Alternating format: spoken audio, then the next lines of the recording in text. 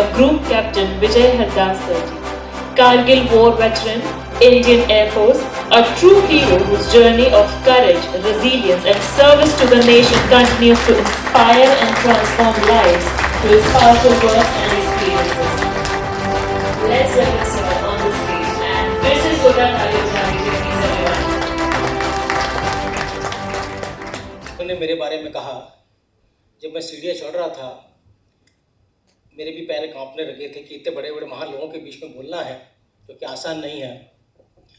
यहाँ के मैंने रियलाइज़ किया कि बंदूक से गोली चलाना बहुत आसान है, लेकिन मुंह से शब्दों के बाण निकालना उतना ही कठिन है। बहरहाल मैं पूरी कोशिश करूँगा। मैं सेवानिवृत्त ग्रुप कैप्टन विजय हरदास, भारतीय वायुसेना में 30 दशक काम करने के बाद मेरी सबसे बड़ी उपलब्धि रही है कारगिल योद्धा। मैंने कारगिल वॉर अपनी पत्नी और मेरे 3.25 वर्ष के बच्चे के साथ लड़ा है।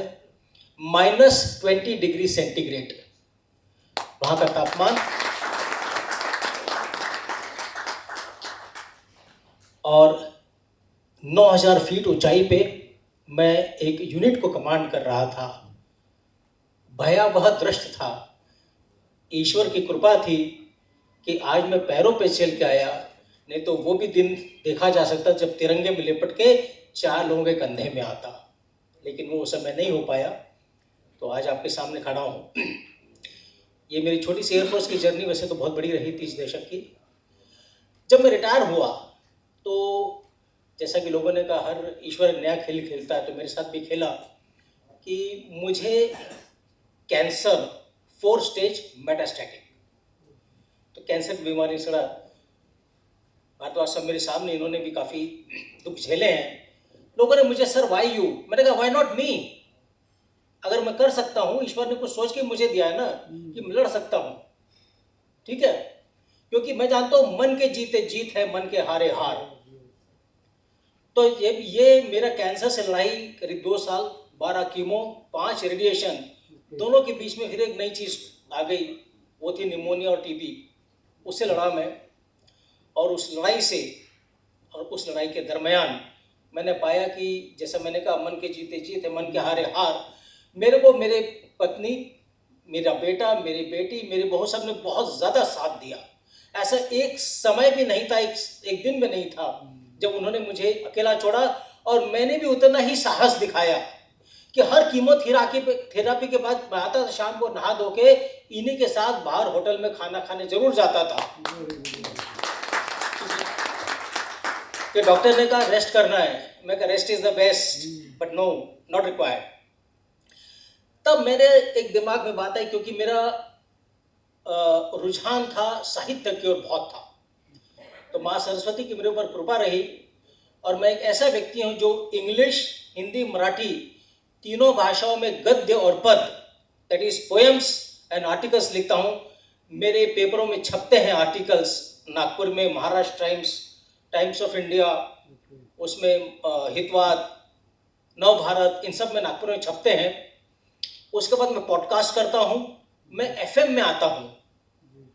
तो जो आप सब ने कही, लोगों ने कहा कि हारना नहीं है, कुछ ना कुछ करना है, तो ये मुझे जिंदगी आंग ले। उसके बाद जैसा कि मेरी पत्नी ने कहा कि एक तो हम अकेला परिवार हैं, जहाँ माँ बाप और बेटा तीनों फौज में हैं, उसके लिए महाराष्ट्र सरकार में हमारे एक फेलिसिटेशन सेरेमनी ऑर्गेनाइज की थी, कारगिल वॉर हीरो की भी की थी। उसके बाद मुझे महाराष्ट्र सरकार ने भारत भूषण से संभाला।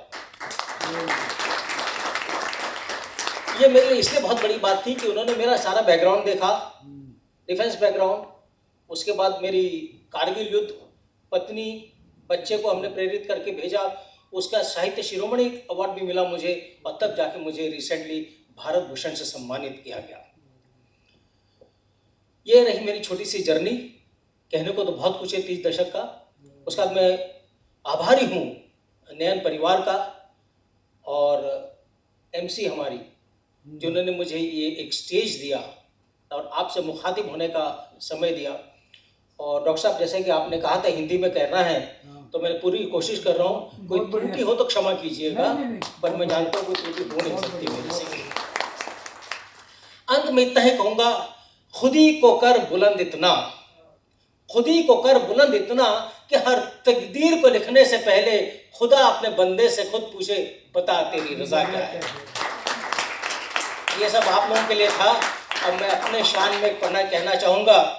गिरते हैं शहसवार मैदान जंग में, गिरते हैं शहसवार मैदान में जंग में, वो तिफ्र क्या गिरे जो घुटनों के बल चले।